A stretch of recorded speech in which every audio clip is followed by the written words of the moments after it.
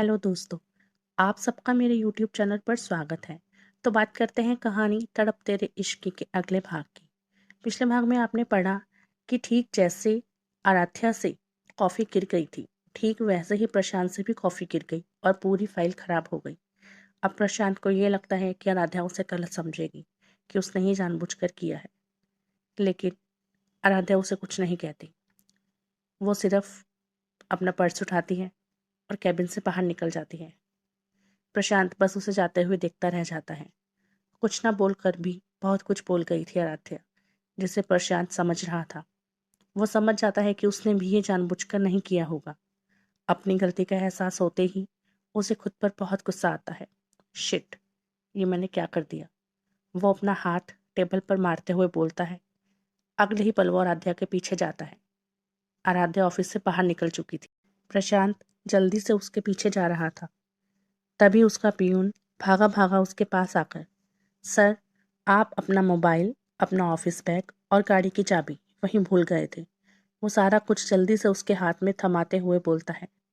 प्रशांत को बाहर जाने की इतनी जल्दी थी कि वो भी फटाफट से उसके हाथ से सारा सामान ले लेता है और तुरंत आराध्या के पीछे भागता है।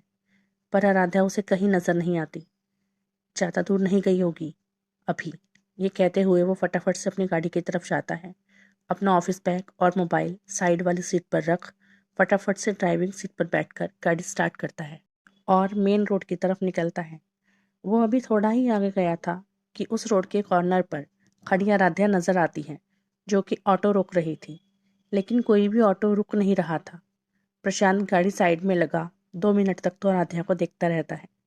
कितनी सिंपल और सादगी से भरी हुई लड़की थी, लेकिन उसके चेहरे पर इस वक्त थकान साफ नजर आ रही थी। साफ पता चल रहा था कि वो सुबह से काम करके थक गई है और ऊपर से उसने कुछ खाया भी नहीं है। अब प्रशांत को अपने व्यवहार पर बहुत गुस्सा आ रहा था। उसे खुद पर गुस्सा आ रहा था कि उसने एक बार भी नहीं सोचा कि उसने ये जानबूझकर नहीं किया होगा, गलती से हुआ होगा। पर नहीं, उसने सारा गुस्सा उस पर निकाल दिया, और वो गुस्सा जो किसी और का था उसके लिए था ही नहीं। वो अपनी गाड़ी स्टार्ट करता है और ठीक आराध्या के सामने जाकर अपनी गाड़ी रोक देता है और उसके लिए अपनी गाड़ी का दरवाज़ा खोल देता है। आराध्या एक बार उसकी तरफ देखती है, फिर उसको नज़रअंदाज करते हुए वो अपना चेहरा फेर लेती है और कोई ऑटो रोकने लगती है।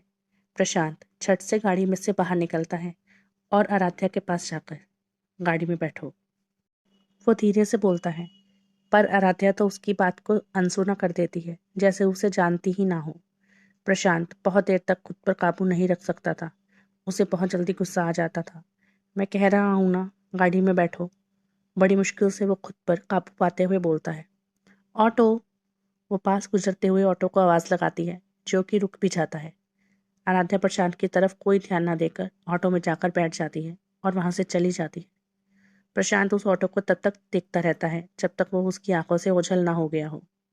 उसके बाद वो जोर से अपना हाथ गाड़ी पर मारते हुए, डैम। इसके बाद वो वापस अपनी गाड़ी में बैठता है और वहां से चला जाता है। लेकिन वो घर नहीं जा रहा था, बस ऐसे ही सड़कों पर गाड़ी भगाए जा रहा था। उधर आराध्या घर पहुंच गई थी। हमेशा की तरह शकुंतला सोफे पर बैठी उसका इंतजार कर रही थी, क्योंकि आज तो वो बहुत लेट हो गई थी। कल तक जो आराध्या गुनगुनाते हुए अंदर आई थी, आज वो मायूस सी, बुझी बुझी सी घर में दाखिल हो रही थी। शकुंतला की तरफ तो उसका ध्यान ही नहीं गया। अपने ही ध्यान में चलती हुई वो सीधा अपने कमरे में चली जाती है। शकुंतला उसे ही देख रही थी। वो समझ जाती है कि जरूर प्रशांत ने ही उसे कुछ कहा है।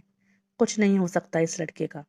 पता नहीं क्यों खुद को सबसे दूर करने पर तुला रहता है। उस लड़की की किए की सजा क्यों खुद को दे रहा है। वो मन ही मन ये सब बोल रही थी। आराध्या अपने कमरे में जाती है और सबसे पहले शॉवर लेकर आती है। रिलैक्स होने की बहुत ज़्यादा ज़रूरत थी उसको। प्रशांत अभी भी सड़कों पर भटक रहा था। जितना वो अपने अतीत से दूर जाना चाहता था, उतना ही आने बहाने से उसके अतीत की कुछ यादें उस पर हावी हो ही जाती थीं, फिर चाहे वो चाहे या ना चाहे। कितना समझाता था वो खुद को कि इन चीज़ों से बाहर निकले, ध्यान मत दे बीती बातों पर, भूल जाए सब कुछ।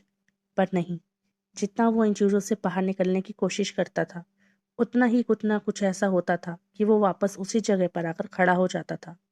कुछ देर तक वो वहीं खड़ा रहता है, फिर अपने घर जाने के लिए निकल जाता है। आराध्या शावर लेकर आ गई थी, लेकिन अपने कमरे से बाहर नहीं निकली थी। एक बार फिर उसकी दादी का फ़ोन आता है, लेकिन वो इस बार भी उनसे बात नहीं करती। तब उसकी दादी शकुंतला को फ़ोन करके पूछती है कि आखिर बात क्या है। शकुंतला उसे बताती है कि बात क्या है ये तो उसे भी नहीं पता, लेकिन जब से आराध्या ऑफिस से आई है थोड़ी उदास और चुप चुप सी है। जरूर प्रशांत ने ही उसे कुछ कहा होगा। अब पुष्पा को समझ में आ जाता है कि क्यों वो उसका फ़ोन नहीं उठा रही। अपनी तरफ से तो उन्होंने आराध्या की भलाई के लिए कदम उठाया था, ताकि वो जिंदगी को लेकर थोड़ी सीरियस हो, कुछ करे जिंदगी में। सारी बात सुन वो फ़ोन रख देती है, क्योंकि वो जानती थी कि जब आराध्या का मूड खराब होता है तो वो बात नहीं करती। उधर प्रशांत भी अब घर पहुंच गया था। कल जब वो वापस आया था तो शकुंतला और आराध्या उसे गप्पे मारती हुई नजर आई, लेकिन आज वही सन्नाटा पसरा हुआ था घर में जो हमेशा से रहता था। शकुंतला अकेली बैठी थी और आराध्या उसे कहीं नजर नहीं आ रही थी। वो समझ जाता है कि वो अपने कमरे में होगी। प्रशांत भी बिना कुछ बोले सीधा अपने कमरे में चला जाता है। अब तो शकुंतला को यकीन हो गया था कि पक्का कोई बात हुई है, लेकिन पूछे तो किससे पूछे। आराध्या को बताना होता तो वो बिना पूछे ही बता देती, और प्रशांत ऐसा है जो 20 बार पूछने पर भी नहीं बताएगा। जब आराध्या अपने कमरे से बाहर नहीं आती तो शकुंतला ही उसके पास जाती है। कमरे का दरवाजा पहले ही खुला हुआ था। आराध्या बेटा, वो अंदर जाते हुए बोलती है। वह बिस्तर से टेक लगाकर बैठी थी और शकुंतला को देख वो सीधी होकर बैठते हुए, जी दादी। शकुंतला उसके पास बैठते हुए, क्या बात है बच्चे, तू इतनी चुप चुप सी और उदास क्यों है? और आज तो तूने मुझे अपने हाथ की चाय भी नहीं पिलाई, ना मेरे साथ बातें की। प्रशांत ने कुछ कहा क्या? वो उसका मन टटोलते हुए बोलती है। एक पल के लिए तो आराध्या को सब कुछ याद आ जाता है, लेकिन फिर वो हल्का सा मुस्कुराकर, नहीं दादी, आज ज्यादा ही काम था तो थक गई हूँ, बस इसलिए। वो शकुंतला को नहीं बताती कि उसके और प्रशांत के बीच में कोई बात हुई है। शकुंतला उसके हाथ पर अपना हाथ रखते हुए, पक्का यही बात है ना? क्योंकि वो जानती थी कि आराध्या झूठ बोल रही है। आराध्या भी अपना हाथ उसके हाथ पर रखते हुए, जी दादी यही बात है। अच्छा ठीक है, डिनर रेडी है, बाहर आ जाओ। वो प्यार से उसके सर पर हाथ फेरते हुए बोलती है। प्रशांत का सामना करने का आराध्या का बिल्कुल भी मन नहीं था। आप चलिए, मैं बस अभी आती हूँ, वो बस ऐसे ही कह देती है। पर उसका मन नहीं था बाहर आने का, या यूं कहें कि प्रशांत के सामने जाने का। खैर, थोड़ी ही देर में प्रशांत भी चेंज करके नीचे आ जाता है डिनर करने के लिए। शकुंतला पहले से उसका इंतजार कर रही थी। प्रशांत आता है और अपनी चेयर पर आकर बैठ जाता है। ना चाहते हुए भी उसकी नजरें जाती हैं आराध्या के कमरे की तरफ, जिसका दरवाजा अब बंद था। शकुंतला उसकी नजरों का पीछा करती है, लेकिन कुछ बोलती नहीं है। सर्वेंट खाना टेबल पर रखकर कब के जा चुके थे, पर आराध्या अभी तक बाहर नहीं आई थी। प्रशांत बार बार उसके कमरे की तरफ देख रहा था। उसका बस नहीं चल रहा था, वरना वो खुद ही जाकर उसको बाहर ले आता। पता नहीं ये आराध्या अभी तक क्यों नहीं आई। शकुंतला की आवाज से उसका ध्यान टूटता है। दीनू, जाकर देखो कि राध्या अभी तक क्यों नहीं आई, शकुंतला दीनू से कहती है। दीनू राध्या के पास जाता है और मात्र 1 मिनट में वापस आता है और उनको बताता है कि राध्या मैम ने खाने से मना कर दिया। वो कह रही है कि उन्हें भूख नहीं है। ये सुनकर प्रशांत को बहुत बुरा लगता है। एक तो उसने सुबह से कुछ नहीं खाया और अब रात को भी खाने के लिए मना कर दिया, वो भी सिर्फ और सिर्फ उसकी वजह से। पता नहीं आज इस लड़की को क्या हुआ है, शकुंतला बड़बड़ करती है। फिर वो प्रशांत की तरफ देखती है जो किसी सोच में डूबा अपनी प्लेट में चम्मच घुमा रहा था। अब तू क्यों नहीं खा रहा, वो उसे टोकती है। उनकी आवाज़ से प्रशांत अपनी सोच से बाहर आता है। कुछ नहीं दादी, मुझे भूख नहीं है, इतना कहकर वो भी उठ जाता है और अपने कमरे में चला जाता है। शकुंतला समझ जाती है कि जो कुछ भी हुआ है उसमें गलती प्रशांत की ही है, तभी वो इतना परेशान है।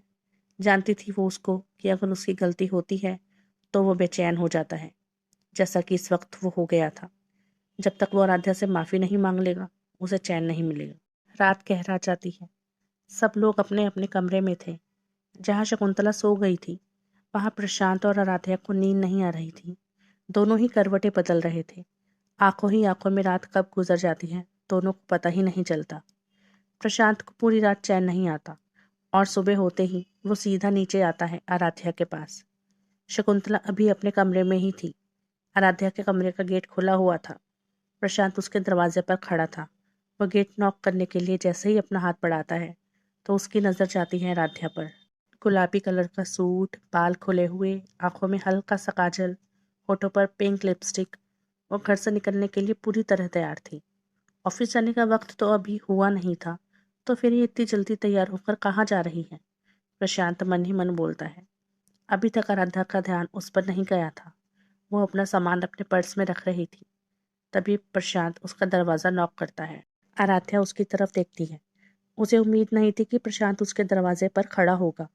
एक बार को तो वो उसे देखकर हैरान रह गई थी, लेकिन वो कुछ नहीं बोलती। वो अपना पर्स उठाती है और उसके पास से गुजर जाती है। प्रशांत, जो कि उससे माफी मांगने आया था, उसके शब्द गले में ही अटक जाते हैं। इतना आसान नहीं था प्रशांत के लिए किसी से माफी मांगना। वैसे भी गुस्सा करना आसान होता है और अपनी गलती को मानना उससे ज्यादा मुश्किल, जो कि अब प्रशांत के साथ हो रहा था। अब देखने वाली बात यह होगी कि वो कैसे रूठी हुई आराध्या को मनाता है, मनाता भी है या नहीं। खैर, अभी तो बहुत धमाके होने बाकी हैं इस कहानी में। अभी तो सिर्फ शुरुआत है। जैसे जैसे कहानी अपनी रफ्तार पकड़ेगी, बहुत मज़ेदार हो जाएगी। लेकिन उसके लिए आपको क्या करना है? वीडियो को लाइक और कमेंट सेक्शन में बताना है कि आपको ये कहानी कैसी लगी। चैनल को सब्सक्राइब करना है, जो कि मैं हर बार बोलती हूँ और नतीजा कुछ भी नहीं निकलता, लेकिन फिर भी मैं बोल रही हूँ। और जिन लोगों को ये शिकायत है कि कहानी के पार्ट छोटे आ रहे हैं, तो उनसे मैं वादा करती हूँ कि आने वाले कुछ ही दिनों में आपको कहानी के बड़े पार्ट मिलने शुरू हो जाएंगे। सिर्फ कुछ दिनों की बात है, उसके बाद जितना आप कहेंगे उतना बड़ा पार्ट आपको मिलना स्टार्ट हो जाएगा। थोड़े दिन एडजस्ट कर लीजिए।